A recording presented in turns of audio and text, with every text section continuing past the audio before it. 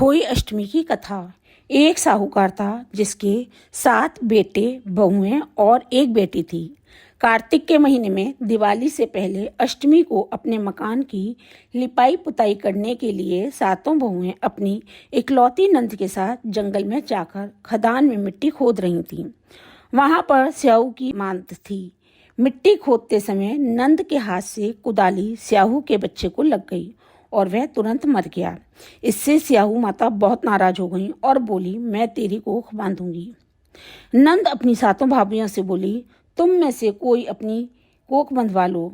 तब 6 भाभियों ने अपनी कोख बंधवाने से इनकार कर दिया, परंतु छोटी भाभी सोचने लगी, यदि मैंने भी अपनी कोख नहीं बंधवाई तो सासू जी नाराज होंगी।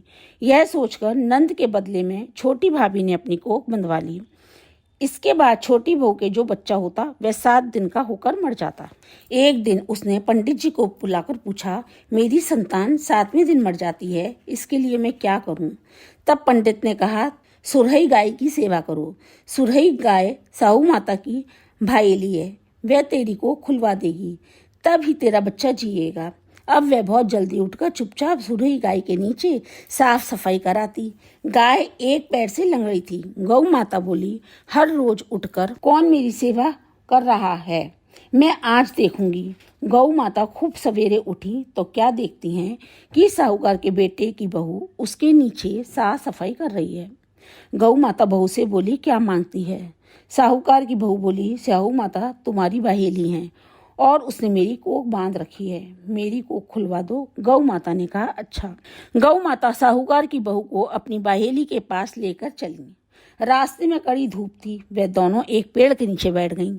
थोड़ी देर में एक सांप आया, उसी पेड़ पर गरुड़ पंखनी के बच्चे को डसने लगा। साहूकारनी की बहू ने सांप डाल के नीचे दबा दिया और बच्चे को बचा लिया। थोड़ी देर में गरुड़ पंखनी आई तो वहां खून देखकर साहूकार की बहू को चोंच मारने लगी। साहूकार की बहू ने कहा, मैंने तो तेरे बच्चे को नहीं मारा, बल्कि सांप तेरे बच्चे को मारने आया था, मैंने तो उससे तेरे बच्चे की रक्षा की है।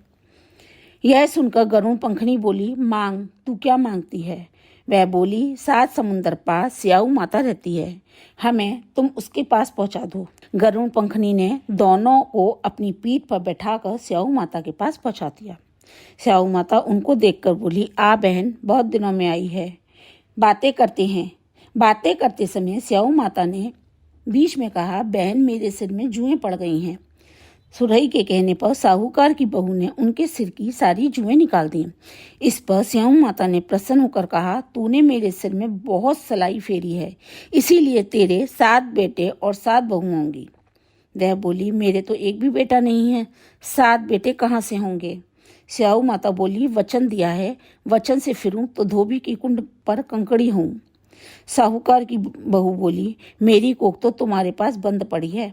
यह सुन स्याहू माता बोली, तूने तो मुझे ठग लिया, मैं तेरी कोख खोलती तो नहीं, पर अब खोलनी पड़ेगी। जा, तेरे घर पर तुझे 7 बेटे 7 बहुएं मिलेंगी, तू जाकर 7 उद्यापन करना, 7 होई बनाकर 7 कढ़ाई करना। वह लौटकर घर आई तो वहां देखा कि 7 बेटे 7 बहुएं बैठी हैं। उसने 7 होई बनाई, 7 उद्यापन किए, 7 कढ़ाई करी। शाम के समय जिठानियां आपस में कहने लगी, जल्दी जल्दी ढोक पूजा कर लो, कहीं छोटी बच्चों को याद करके रोने लगे। थोड़ी देर में उन्होंने अपने बच्चों से कहा, अपनी चाची के घर जाकर देखकर आओ कि आज वे अभी तक रोई क्यों नहीं। बच्चों ने आकर कहा, चाची तो होई बना रही है, खूब उद्यापन हो रहा है।